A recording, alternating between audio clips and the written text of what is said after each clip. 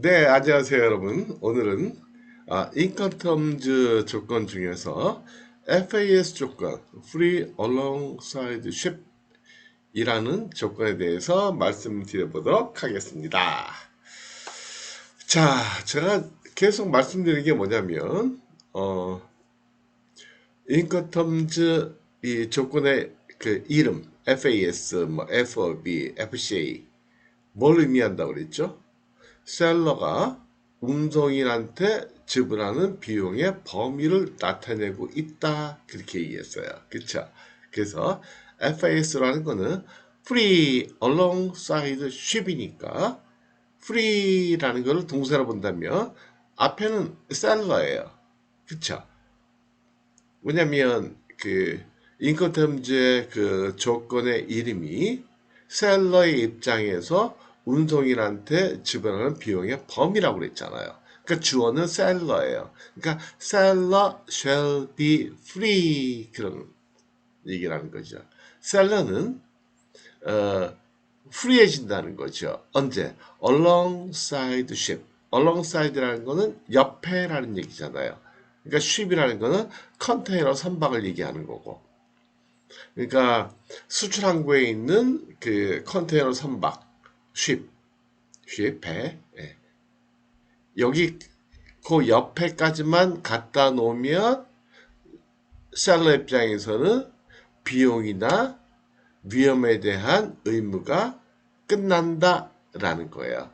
그러니까 seller shall be free 그런 뜻이죠. seller shall be free. 셀러는 프리해진다. 언제? alongside ship. 컨테이너 선박 옆에까지만 물건을 갖다 놓으면. 그러니까 결국은 그 부둣가에다가 물건만 쌓아놓으면 된다. 그런 뜻이에요. FAS라는 거는. 간단하죠. 그렇죠? 예.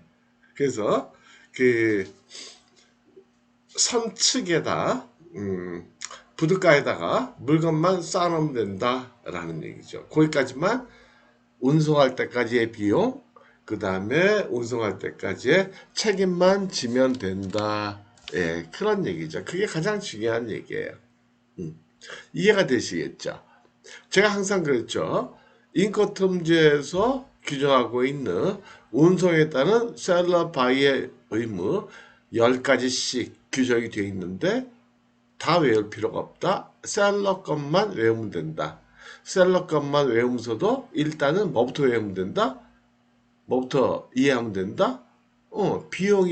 비용 부담. 셀러가 부담하는 비용이 어디까지냐. 근데 그거는 그 제목에 나와 있다는 거죠. 그러니까 기억하기가 너무 쉬운 거예요. 그쵸?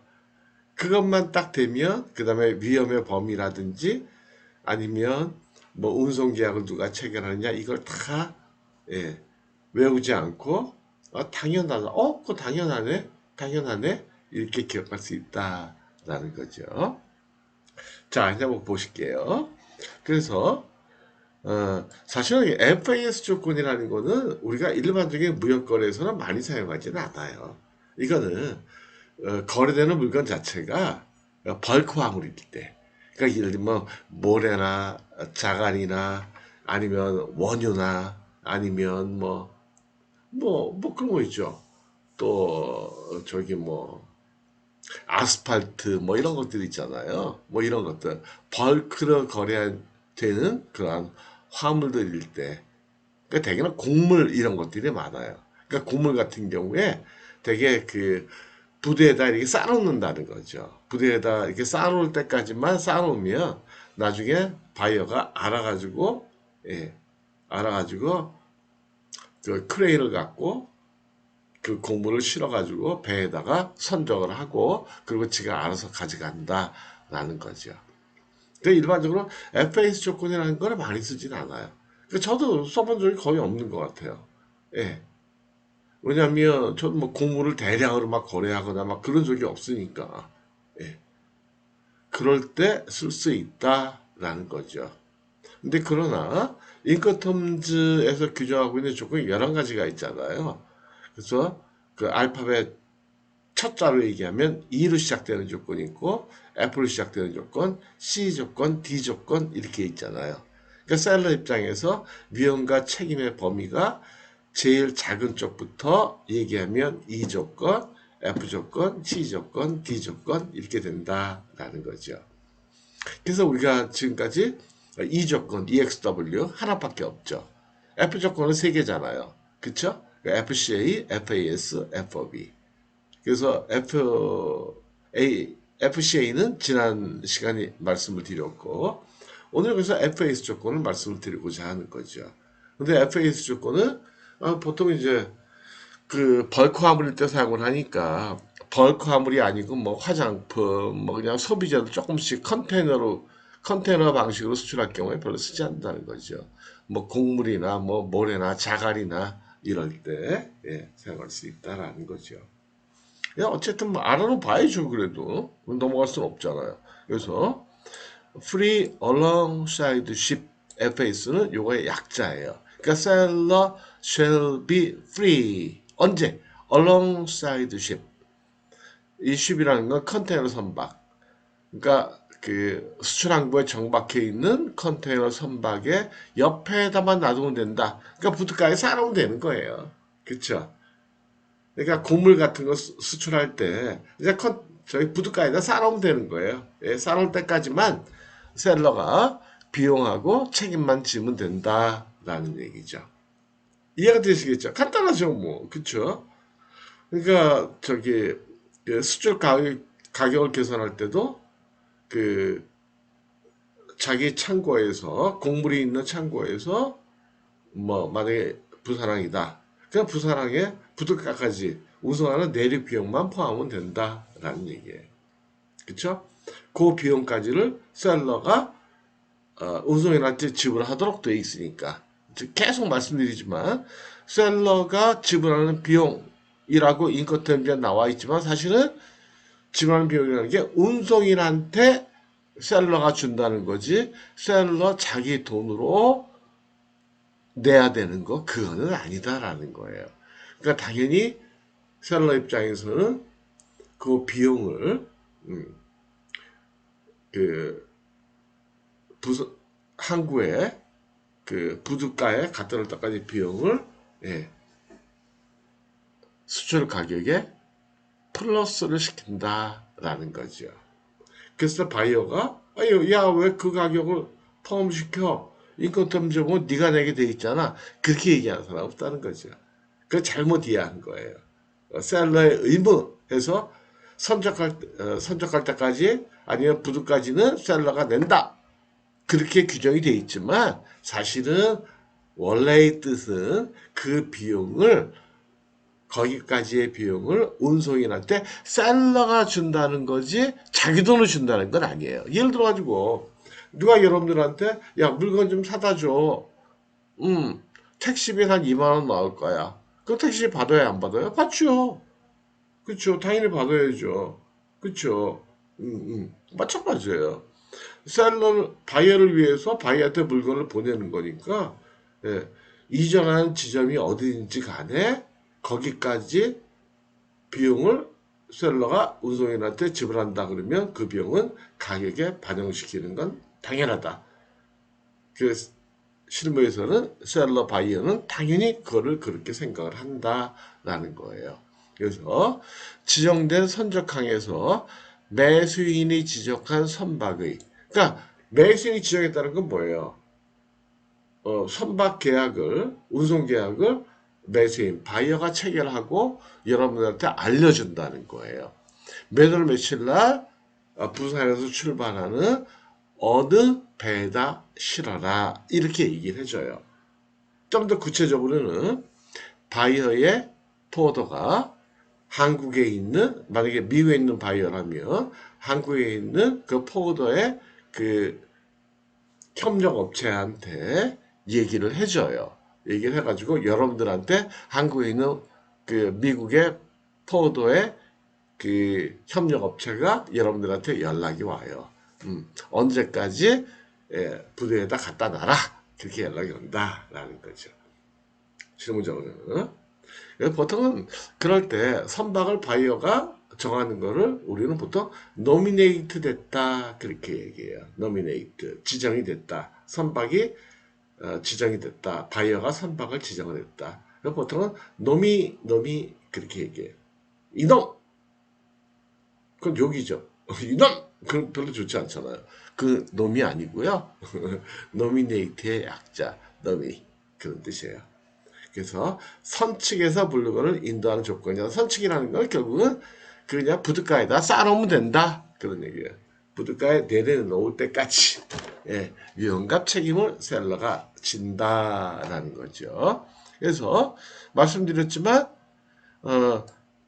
위험과 비용의 분기점은 기본적으로 인커텀즈에서 E 조건, F 조건, D 조건 다 같아요. 셀러가 비용을 지불하는 그 범위만큼만 운송 구간에 책임을 지면 되는 거예요. C 조건만 다르다고 그랬어요. 그래서 E 조건, F 조건, D 조건은 같다라는 거죠. 뭐가요? 위험과 비용의 범위가 셀러가 부담하는 비용만큼만, 그 구간만큼만 안전하게 운송을 하면 된다. 나머지 구간에서는 사고 나더라도 그건 바이어가 책임진다. 그런 얘기예요. 그러니까 보험을 들면 누가 들어요? 당연히 바이어가 들죠. 셀러는 배가 출항하기 전까지만, 선측까지만, 부두까지만 갖다 놓으면 되니까 배가 일단 뿌릉 하고 떠나고 비행기가 윙 하고 출발을 하면 하다가 사고 나면 그건 다 바이어가 책임지니까. 그러니까 보험에 들면 누가 들겠어요? 당연히 바이어가 들죠. 왜요? 사고 나면 바이어가 손해봐야 되니까. 그래서 수출국의 지정 목적항의 부두 또는 부선으로, 부선이라는 거는 이제 그런 거예요. 그 선박이 컨테이너 그 부두 사정이 좋지 않아 가지고 부두가까지 못 들어오는 거예요, 선박이. 그럴 때 이제 그 약간 떨어져 가지고 그 부두에서 떨어져 가지고 있거든요. 선박이, 컨테이너 선박이. 그럼 거기까지 이제 조그만 배로 운송을 해야 돼요. 그걸 부선이라고 그래요. 본선이 선측에 인도될 때 부선 사용에 당연히 매도인이 부담한다. 당연하겠죠. 예. alongside ship이니까. 이때 ship이라는 거는 본선을 얘기하는 거니까. 근데 그런 경우가 별로 없어요.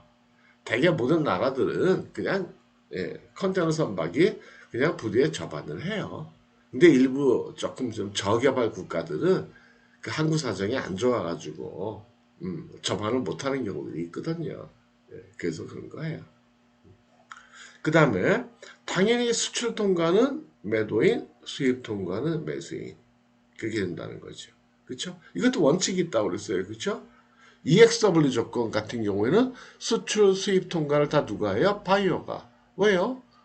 셀러 입장에서는 공장에서 인도하는 거니까 공장에서 또 갖고 나가려면 한국에서 수원에 있는 물건을 외국으로 갖고 나가려면 바이어가 당연히 자기가 갖고 나가야 되니까 신고 안 하고 나갈 수는 없잖아요.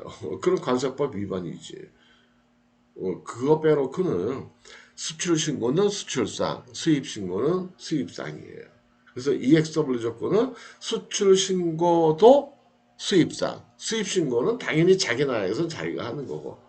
그 다음에 DDP 조건, 맨 마지막에 있는 조건, 셀러 바이어 입장에서 부담이 제일 큰 조건.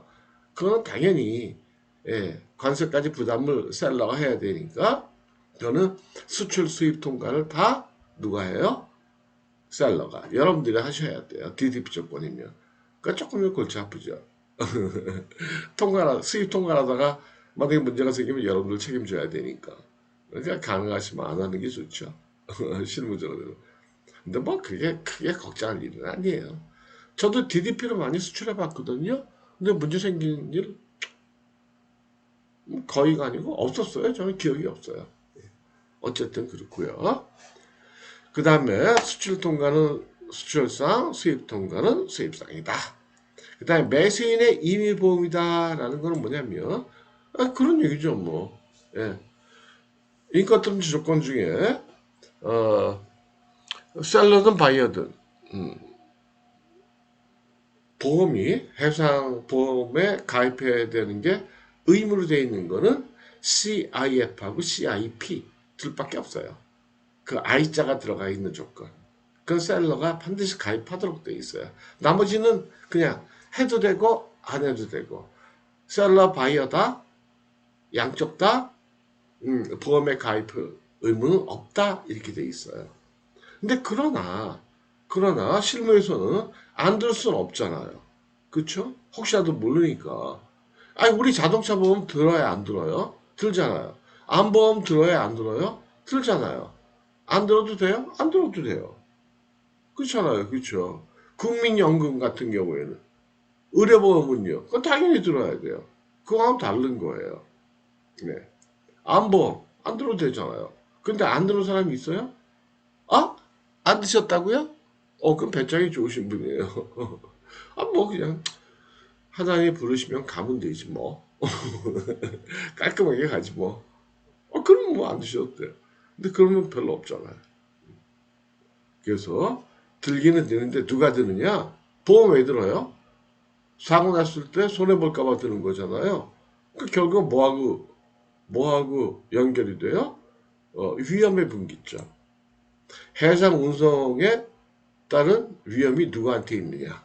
우리 이미 알았잖아요. FAA 조건 같으면 선적하기 전에 부두가까지만 갔다 올 때까지만 셀러가 책임지고 나머지 선적할 때부터 운송할 때 모든 책임 누가 진다? 바이어가.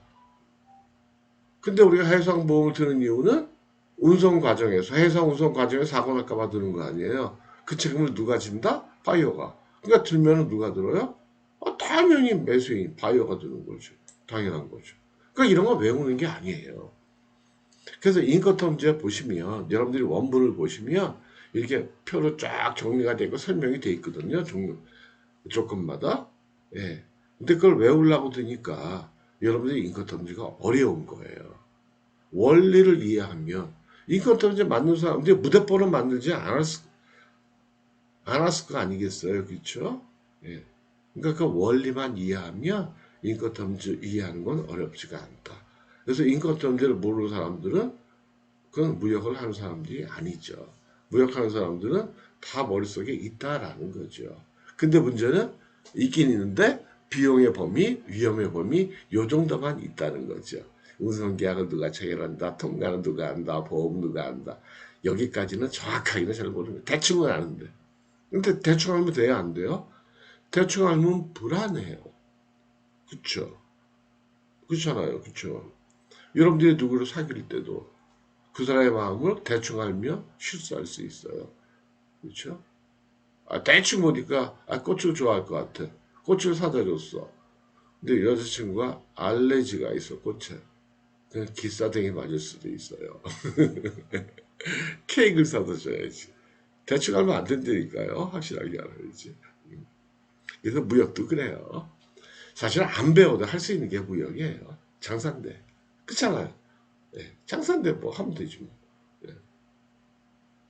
근데 정확하게 모르면 하면서도 불안하죠. 불안하지. 확신이 없으면. 확신이 없으면. 이렇게 해도 돼? 이래도 될 것 같은데? 하는 거하고, 이래야 돼. 그거하고는 다른 거죠. 그렇죠?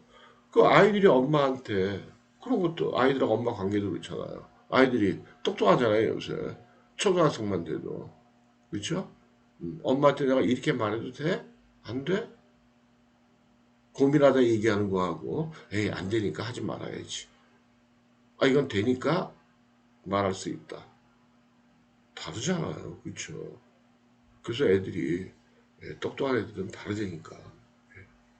그 다음에 운임은 당연히 후보 조건이죠. 그렇죠? 운임은 바이어가 지급하니까 수입제에서. 운임 후불이라 그러면 뭐라 그래요? 영어로 collect. 그렇죠? 그러니까 운임을 누가 지불해요? 바이어가. 그러니까 운송계약은 누가 체결해요? 바이어가 체결하도록 그렇게 규정이 되어 있다라는 거예요. 그렇죠? 그래서 바이어가 운송계약을 체결하고 선박을 지정을 해서 통지해 주는 거를 nomination 그렇게 얘기해요. nominate. 그러니까 대통령 후보로 지정이 됐다? 그 nominate 됐다고 그러잖아요. 그러니까 지정하는 건 nominate라고 해요. 보통 우리는 줄여서 노미 그렇게 얘기해요. 이놈 저놈 나쁜 얘기는 아니고요. 아시겠죠? 예. 그 다음에 컨테이너 운송의 경우 선축 인도가 아니라 텀에서 운송의 운동이라고 부족지라면 FC 사항이에요. 기억 안 하셔도 돼요. 필요 없는 얘기예요. 예. 그래서 여기까지만 이해하시면 되겠다. 정리해 드릴게요. FS 조건은 예. 부둣가까지만 물건을 갖다 놓으면 된다. 대개 그 컨테이너가 아니고 그 벌크 화물일 때 곡물이나 시멘트나 자갈이나 뭐 이럴 때 예. 이런 거를 예. 거래할 때 사용을 한다라는 거고요. 거기까지만 갖다 놓을 때만 비용과 책임의 부담이 셀러한테 있고 그 다음에 모든 비용은 책임은 다 셀러가 진다. 수출 통과는 셀러가 하고 수입 통과는 바이어가 하고 보험에 들면은 안 들어도 되지만 들면은 바이어가 된다. 그런 얘기예요. 예, 거기까지. 오늘도 또 많이 지났네요. 여기까지만 하도록 하겠습니다. 마치겠습니다. 감사합니다.